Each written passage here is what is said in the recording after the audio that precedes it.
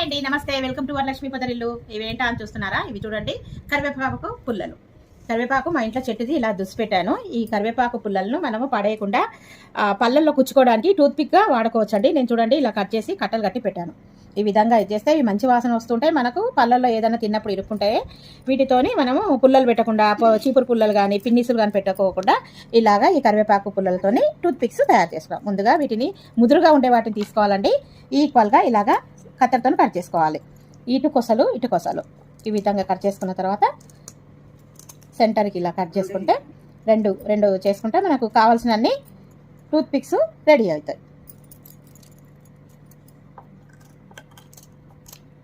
చూడండి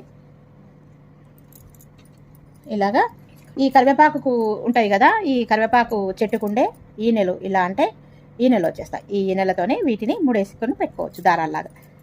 ఫ్రెష్గా ఉంటాయి, పళ్ళల్లో పెట్టుకున్నా ఏమి కావు. మనకు ఇలాగ ముడేసుకొని పెట్టుకుందాం. చూడండి ఈ విధంగా ముడేసుకొని పెట్టుకోవాలి. ఇవి కూడా ఇప్పుడు ఈ పుల్లలన్నిటినీ ముడేసుకుందాం.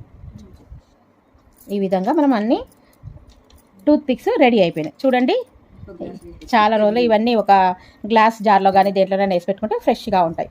ఇక చూడండి ఈ ఒక టూత్ పిక్ తీసుకొని మనం తిన్న ఆహారాన్ని ఈ విధంగా పళ్ళలో క్లీన్ చేసుకోవచ్చు. ఎవరికైనా పళ్ళలో కుచ్చుకునేది ఉంటాయి కదా, పిన్నిసులు పెట్టుకుంటే ఇన్ఫెక్షన్స్ అవుతాయి. అలాగే చిపురు పుల్లలు అలాంటివి కాకుండా ఇది కరివేపాకు కనుక ఆరోగ్యానికి మంచిది. ఇది కుచ్చుకున్నందు వల్ల కూడా మన పళ్ళు ఎలాంటివి ఇన్ఫెక్షన్ కాకుండా ఉంటాయి. వీడియో నచ్చితే తప్పకుండా లైక్ చేయండి, అలాగే సబ్స్క్రైబ్ చేసుకోండి. ఇవి తినడం వల్ల మనం ఇట్లా పళ్ళలో కుచ్చుకోవడం వల్ల నోరు కూడా మంచి వాసన వస్తుందండి. దుర్వాసన అలాంటివి ఏం రాకుండా బాగా పనిచేస్తుంది. ఈ వీడియో మీకు నచ్చినట్టయితే తప్పకుండా లైక్ చేయండి. ఓకేనా? కరివేపాకు టూత్ పిక్స్. కరివేపాకుతోని మనము కరివేపాకు పుల్లలతోని ఫ్రీగా చేసుకున్న ఇంట్లో వేసుకున్న home made tooth pics. Video నచ్చితే లైక్ చేయండి.